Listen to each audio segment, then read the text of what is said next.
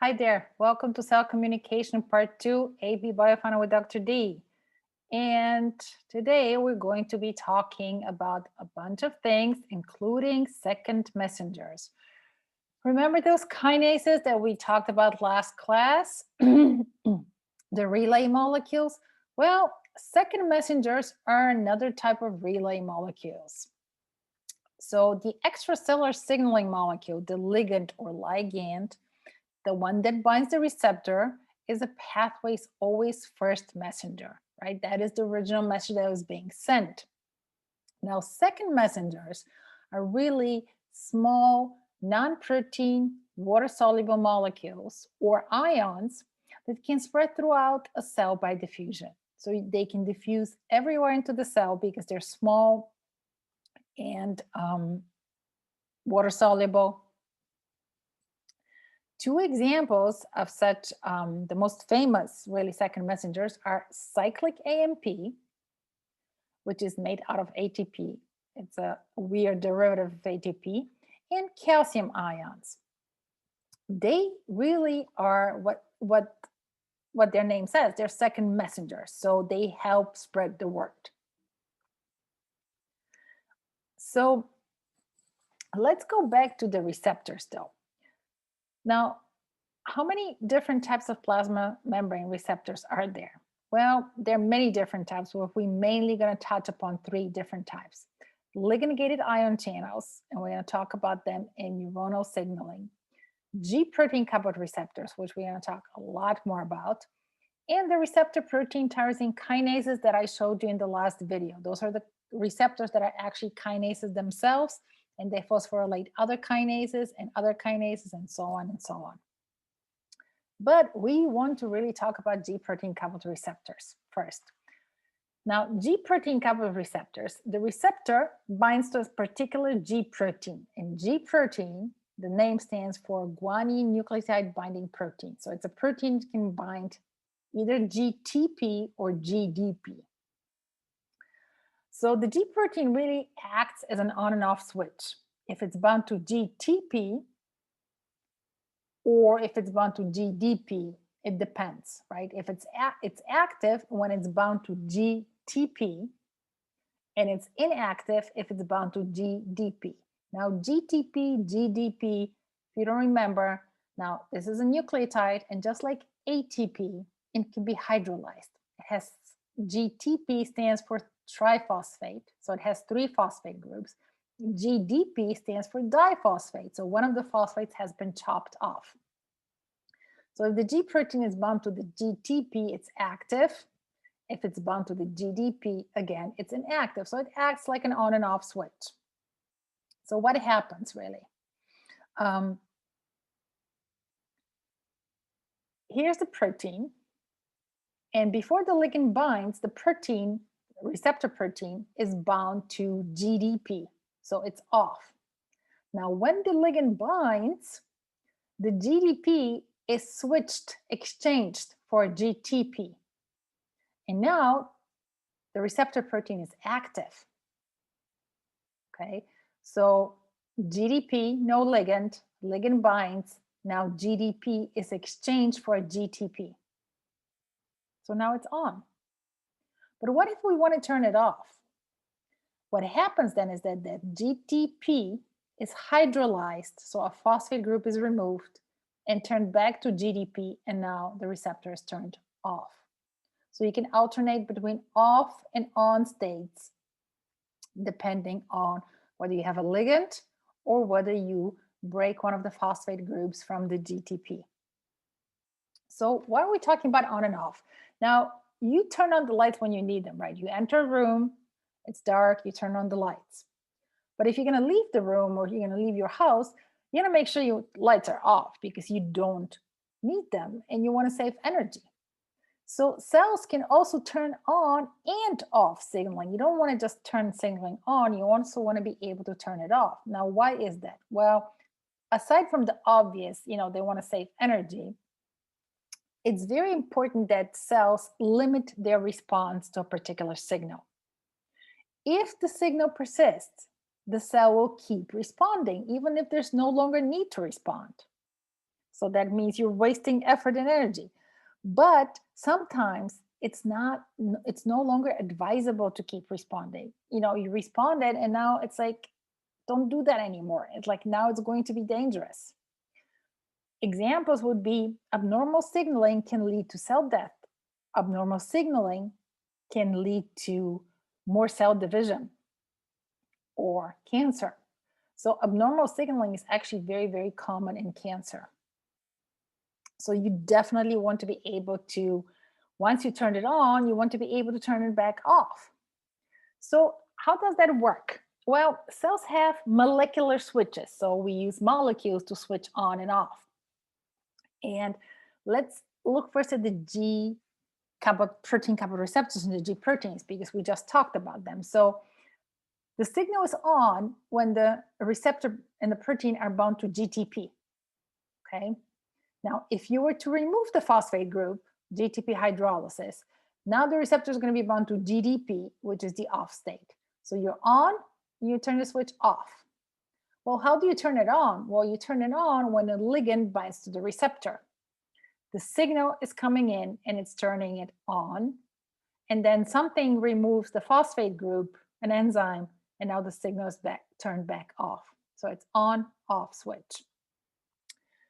Now, in the first video, I showed you about these phosphorylation cascades. Remember, the receptor protein phosphorylates kinase 1 phosphorylates kinase 2 phosphorylates kinase 3, and so on. Well, this is another type of switch. This is called signaling by phosphorylation. The protein is off, the signal comes in, ligand binds to the receptor, and now the receptor is being phosphorylated. It has a phosphate group. Now it's on. No phosphate group off, phosphate group on. When you remove the phosphate group, you're going to turn the signal back off. So all of these kinases, including the receptor, can be turned off by simply removing the phosphate group from them. And there are special enzymes that do that. So let's summarize. In this case, the presence of a phosphate group is on, the absence of a phosphate group is off. So you put the phosphate group on once the ligand binds, you remove the phosphate group, and you turn the signal off. In this case, it's the presence of GDP versus GTP. GDP is off, the signal will exchange GDP with GTP, and then when an enzyme removes actually again a phosphate group from GTP and turns the GTP into a GDP, the signal is off. So let's talk a little bit about changes in signal transduction pathways. So topic 4.4 requires that you understand how changes in signaling pathways can lead to changes in signaling. And we can change signaling pathways in two ways, either with specific chemicals or with mutations. So let's talk about chemicals first. The ligand itself is a chemical. So how does the chemical molecule, which is the signal, change the signaling pathway? Well, it binds to a receptor. And when it binds to the receptor, it changes the shape of the receptor. The receptor, with a different shape now, can do things. It can transmit the signal. A changed shape of the receptor may lead to phosphorylation, may lead to GTP-GDP exchange. Whatever it is, the binding of the ligand to the receptor will change its shape and will change the signaling. Now you're going to have some kind of signaling and you're going to have some kind of response. Often in medicine, we use drugs to either block signaling or enhance signaling. So if we want to enhance signaling, if this is the normal signaling here on the left before the drug, if you add an agonist drug, that is a drug that mimics the natural chemical signal. Let's say you want to treat a disease where the natural chemical signal is reduced. Your body produces less chemical signal than needed, and you want to enhance it.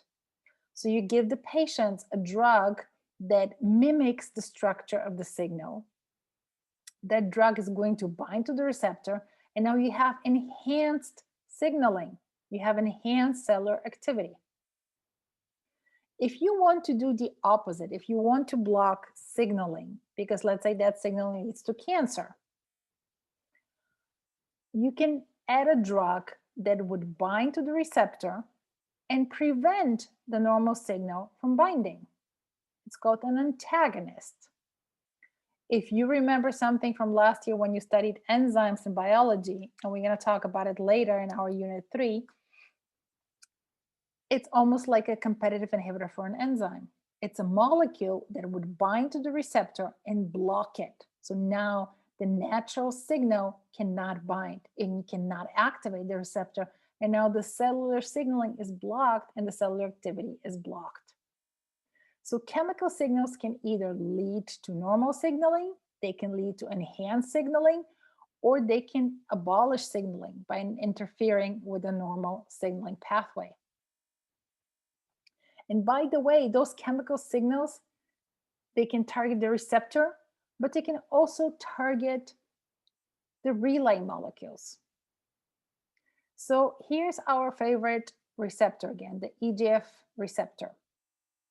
Here are the relay molecules, and this is normal cellular signaling. There are certain drugs that can either block the receptor or they can block one or two of the relay molecules. And the reason we use these drugs is because there is a mutation in one of the relay molecules that makes the signaling pathway hyperactive. So mutations can also affect signaling pathways. But let's just talk about chemicals. This chemical will inhibit the receptor, will block the receptor. This chemical will block this relay molecule. This chemical will block this relay molecule. So these chemicals can block any of the steps of the signal transduction pathway, interfering or enhancing, but in this case, interfering with cellular signaling. Mutations are often found in signal transduction pathway. So any part of the signaling pathway, when mutated, will lead to changes in cell signaling. So remember that, because there's all of these sequential steps that need to be, you need to go through all of these sequential steps to get a cellular response. If you interfere with any one of them, you will change the response of the cell. Here's some examples. Relay molecules, the relay molecule from the previous slide, is active without a signal or ligand. So you don't need to activate the receptor. The pathway is always active. It cannot be turned off. So now you have too much signaling and too much response. It could lead to cancer. It could lead to apoptosis. The relay molecule cannot be activated. In this case, you will have no response. The response molecules cannot be activated. Again, you'll have no response. Now, receptor proteins are often the target of the mutation because they're really the first step. The ligand, the signal, needs to bind to receptor protein before you can do anything else. And because of that, you can often find mutations in receptor proteins, especially in cancer. So if the ligand binding is reduced because a change in shape of that part of the protein, you can get no response or very, very low response. And in this case, we're going to use which drugs? The agonist drugs, maybe. You can also change the shape of the receptor in such a way that it's active without having to bind to a ligand. Now you get too much response. You can also have a receptor protein that is actually missing the whole intracellular portion. So it can still bind to the signal, it can bind to the ligand, but it can't transmit the signal. In this case, you would have no response. Now we're going to practice predicting what's going to happen to cellular responses with different mutations and when different parts of the pathway are changed either by chemicals or mutation later. I just wanted to summarize here some of the possible changes you can encounter in a signaling pathway. All right, so to be continued. This is for now. I will see you next time. Happy sciencing.